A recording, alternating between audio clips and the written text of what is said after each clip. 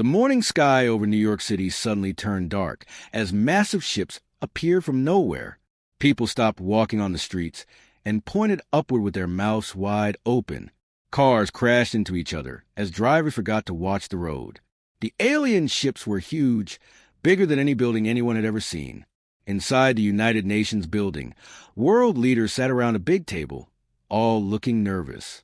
President Rebecca Hayes wiped sweat from her forehead as she watched 3 different types of aliens appear as glowing pictures in front of them. The first aliens looked like walking diamonds. Their bodies sparkled and threw rainbows across the room when light hit them. They were tall, maybe 10 feet, and when they moved, it sounded like wind chimes. The second group looked like living lightning, pure energy that kept changing shape. Their voices sounded like music mixed with thunder. The third aliens moved together like a dance, all doing the same thing at the same time, as if they shared one brain. The diamond alien spoke first. People of Earth, we are the Viridians. We come from the Galactic Council, a group of the smartest species in the universe. We want to invite some of you to join us. Everyone in the room leaned forward. This was the moment humans had dreamed about for hundreds of years.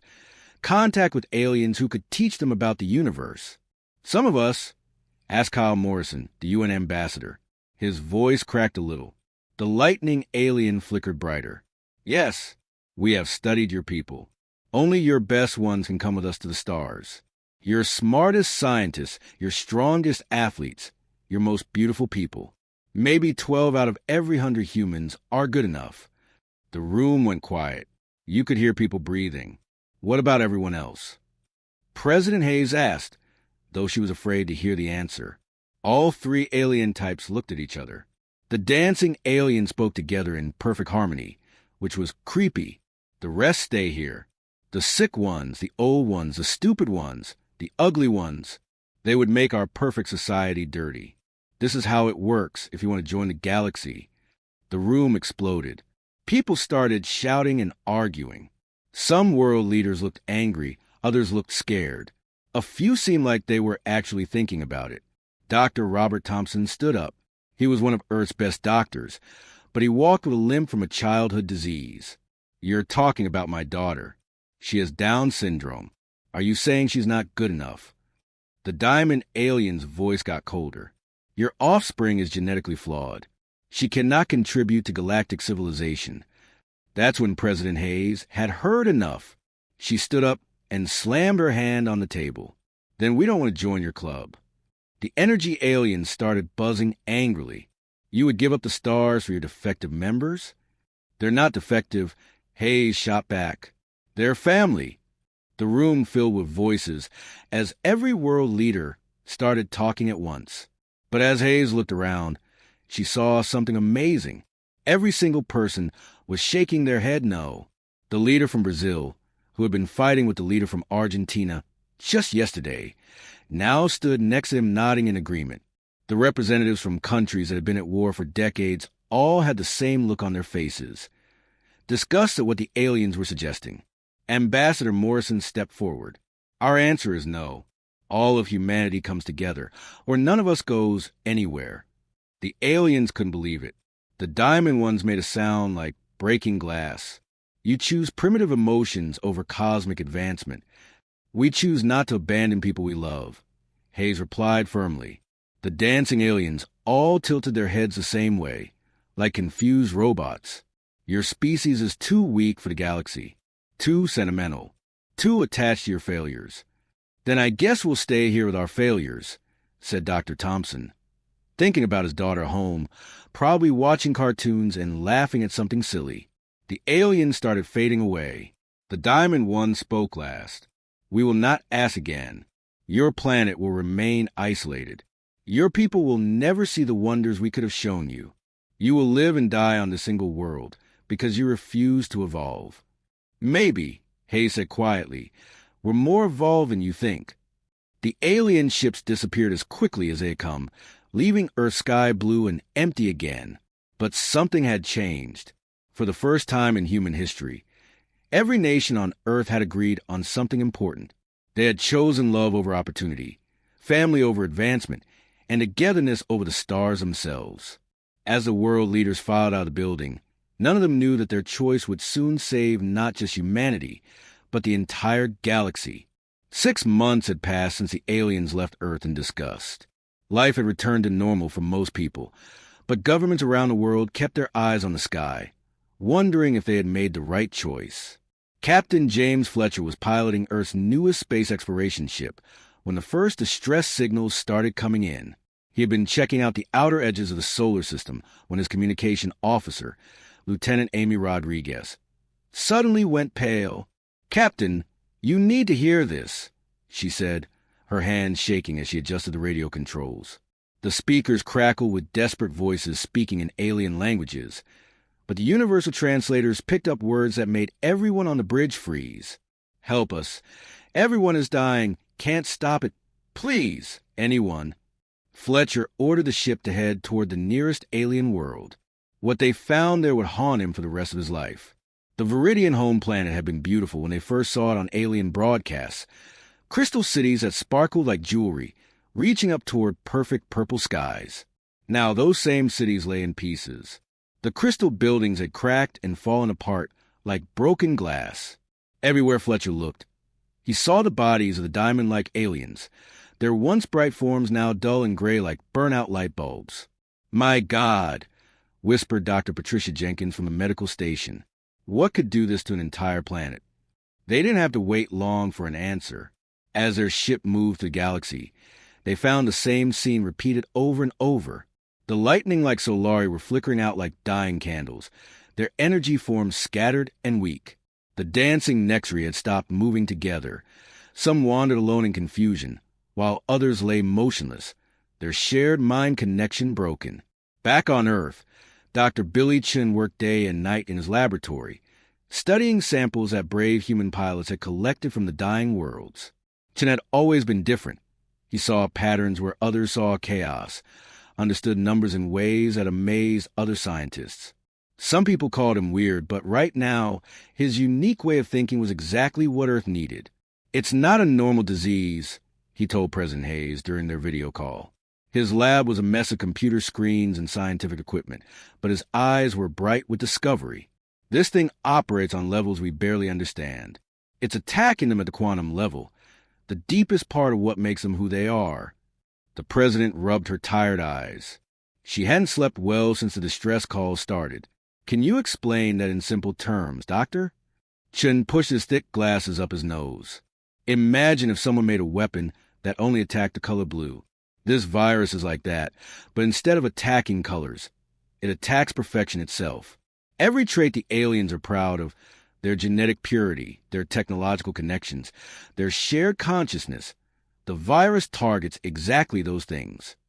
General Mike Torres, who was listening from the Pentagon, leaned forward. "Are you saying someone made this thing as a weapon?" "No, I don't think so," Jim replied slowly. "It's more like, have you ever seen what happens when you plant the same crop over and over in the same field? Eventually, a disease comes along that wipes out everything because all the plants are exactly the same. The aliens made themselves so perfect, so identical, that when something finally came along that could hurt them, it hurt all of them the same way." Dr. Lisa Park, who ran the Center for Disease Control, had been quiet during most of the meeting. Now she spoke up. "Billy, what would happen if this virus reached Earth?" Chin was quiet for a long moment, running calculations in his head. "That's the interesting part. Our computer models suggest it wouldn't affect humans the same way. We're too messy, too different from each other. The virus seems designed to attack uniformity, and humans are anything but uniform." President Hayes felt a chill run down her spine. "You're telling me that all the things they rejected us for, our genetic differences, our disabilities, our chaos, those might actually protect us?" "It looks that way," Chin nodded. "Every flaw they saw in us might be exactly what keeps this virus from wiping us out." As the weeks passed, the distress calls grew weaker and less frequent. Entire alien civilizations were going silent. The galaxy's most advanced species, who had looked down on humanity as primitive and flawed, were dying from their own pursuit of perfection. On Earth, people began to understand something incredible. The aliens had rejected them for being imperfect, But those imperfections might be the key to survival in a universe that was suddenly very dangerous for anyone who thought they had achieved perfection. The irony was almost too much to believe, but the evidence was clear. In trying to become perfect, the aliens had made themselves vulnerable to something that Earth's beautiful, messy, imperfect humanity could potentially survive. The alien ships that came back to Earth looked nothing like the Proud Fleet that had left months ago. These vessels limped through space like wounded animals, their once shining hulls now cracked and dim. Some ships were held together with what looked like emergency patches, while others flickered in and out of view as their cloaking systems failed. Inside the United Nations building, the same room where humanity had been rejected now hosted a very different kind of meeting. The three alien species appeared again as holograms, but they were barely recognizable. The Viridian ambassador, once a towering figure of sparkling crystal, now looked like a broken chandelier. Cracks ran through its body, and pieces kept falling off and disappearing before they hit the floor. When it spoke, its voice sounded like nails on a chalkboard. "Please," it wheezed, "we need your help." President Hayes sat with her arms crossed, flanked by the world's top scientists and military leaders. Dr. Billy Chun was there, along with Dr. Patricia Jenkins and several other researchers who had been studying the plague. None of them looked particularly sympathetic. "Help," Hayes repeated slowly. "The same help you offered us when you wanted to abandon half our population?" The Solari delegate flickered weakly, its once bright energy form now barely visible. "We were wrong. We see that now. Our people are dying, billions are already gone." General Torres snorted. "Funny how wrong you were becomes clear when you need something from us." The Nexery representative stepped forward, but unlike before, it moved alone. The others in its group swayed randomly, no longer connected by their shared mind. "Please understand," it said, and for the first time, its voice sounded individual, desperate. "We are facing extinction. Our civilizations, our cultures, everything we built over millions of years, it's all disappearing." Dr. Chun had been quietly studying data on his tablet. Now he looked up with a grim expression. "According to our latest reports, you've lost about 60% of your populations across all three species. The death rate is accelerating." The Viridian made a sound like breaking glass. "Yes, and we have tried everything. Our greatest minds, our most advanced technology, our most powerful weapons. Nothing works against this plague." Dr. Jenkins, who had been silent until now, leaned forward. "Why do you think we can help you? 6 months ago, you called us primitive. You said we were too flawed to join your galactic community. Because," the Solari admitted, its form dimming even more, "your flaws might be exactly what we need." The room went quiet. Hayes gestured for Chun to explain what they had discovered. Chin stood up and activated a holographic display, showing the virus structure. This plague targets genetic and biological perfection. It's like a key that only fits locks made of uniformity. Your species spent millions of years eliminating differences, removing what you call defects, creating perfect genetic sequences. He manipulated the display to show how the virus attacked. But humans never did that. We've got thousands of genetic variations, millions of small differences, people with different immune systems, different brain structures, different physical abilities, all the things you rejected as imperfections. Dr. Amy Rodriguez, who had joined the team after her experience in space, added, "Our preliminary research suggests that human genetic diversity might be key to understanding how to fight this virus. The very randomness you despise could hold a solution." The aliens exchanged glances, or whatever passed for glances, among their species. The Viridian spoke carefully. "Are you saying that your genetic defects could save us?" "They're not defects," Hayes said firmly. "They're differences. And yes, those differences might be exactly what's needed." Dr. Jenkins pulled up another display, showing Earth's medical teams. "We have researchers with autism who see patterns others miss. We have doctors with genetic conditions that gave them unique insights into immune systems. We have people with cognitive differences who think in ways that might crack this puzzle." The Nexery representative looked confused. "But how can inferior minds solve what our superior intellects could not?" "Maybe," suggested Dr. Chin gently. "The problem isn't that our minds are inferior. Maybe the problem is that you've been trying to solve this with minds that all think exactly the same way. When everyone is identical, everyone makes the same mistakes." President Hayes looked around the room at her advisors. She could see they were all thinking the same thing. These aliens still didn't really understand what they were asking for. "If we help you," Hayes said slowly, "it won't be because you finally realize we're useful. It'll be because helping others is what humans do, even when those others have treated us badly." The Viridian's cracked form seemed to brighten slightly. "Then you will help us?" Hayes was quiet for a long moment. Outside the windows, she could see people walking in the streets. All different, all imperfect, all valuable. "Yes," she said finally, "we'll help you. Not because you deserve it, but because saving lives is the right thing to do." The medical station floating in space looked like a giant metal donut, with lights blinking all around it. Inside, humans worked alongside dying aliens in what had become the most important laboratory in the galaxy. Dr. Billy Chin hadn't slept properly in 3 days, surviving on coffee and determination as he studied virus samples under his microscope. "This is impossible," muttered Dr. Patricia Jenkins, rubbing her tired eyes. She had been running tests for 16 hours straight, trying to understand how the virus worked.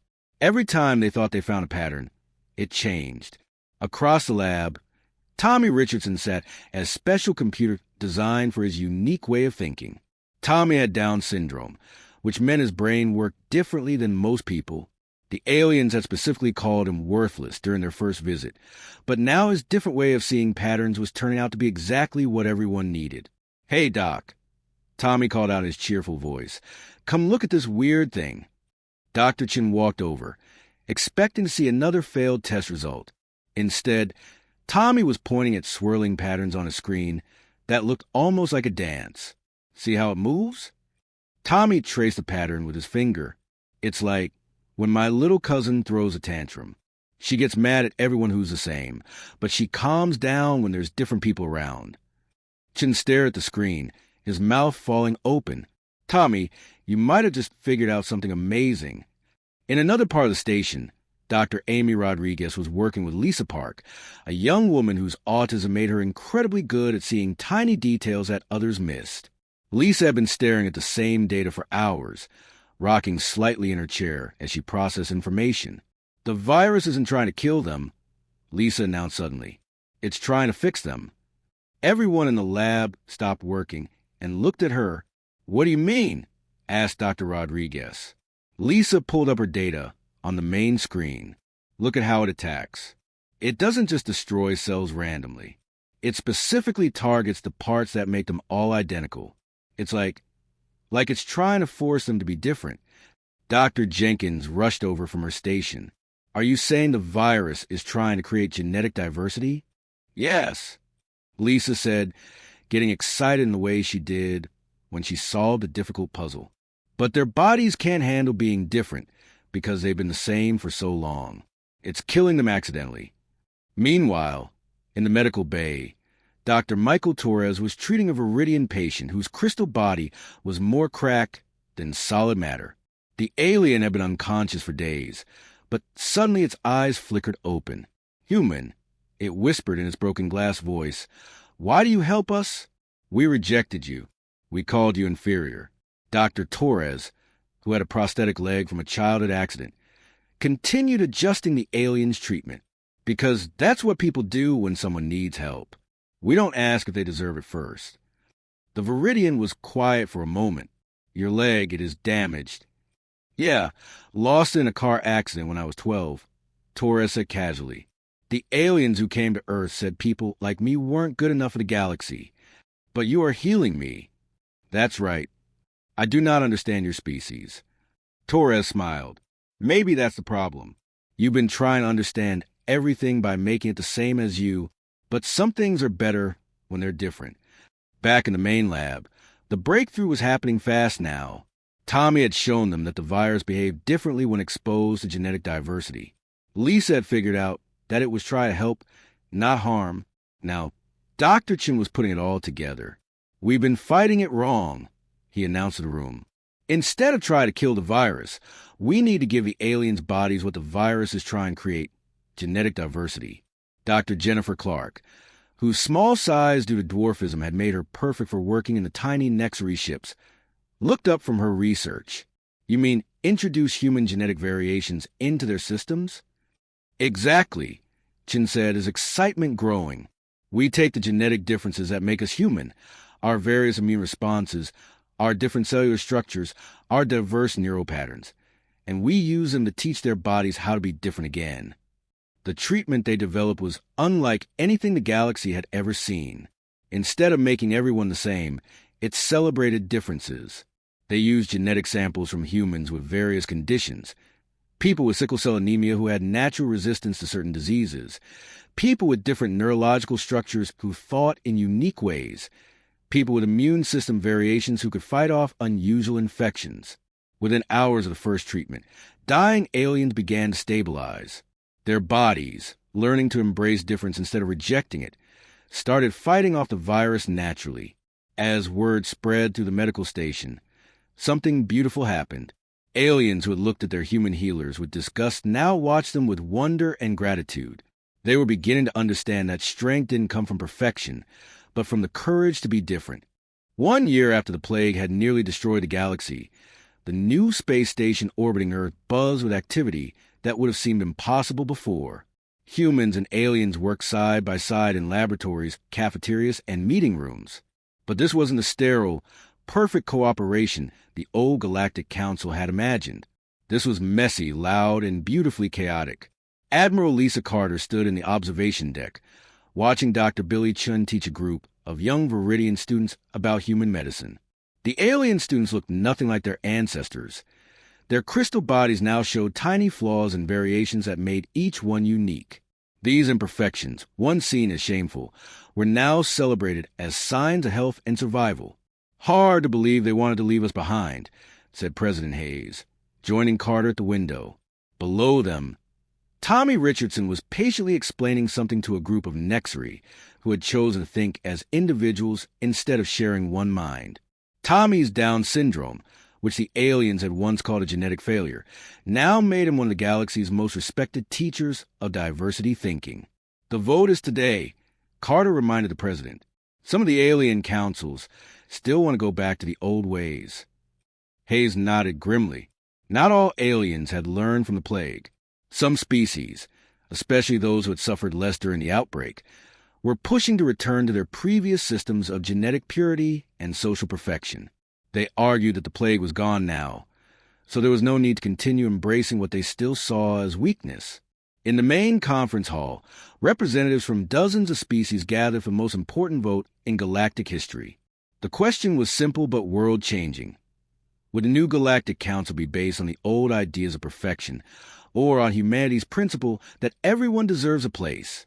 Ambassador Kyle Morrison stood at the podium, looking out at the crowd of aliens and humans. Many faces showed support, but others looked skeptical or even hostile.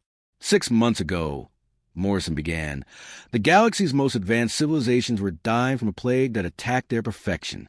Today, those same civilizations are healthy because they learned to embrace imperfection.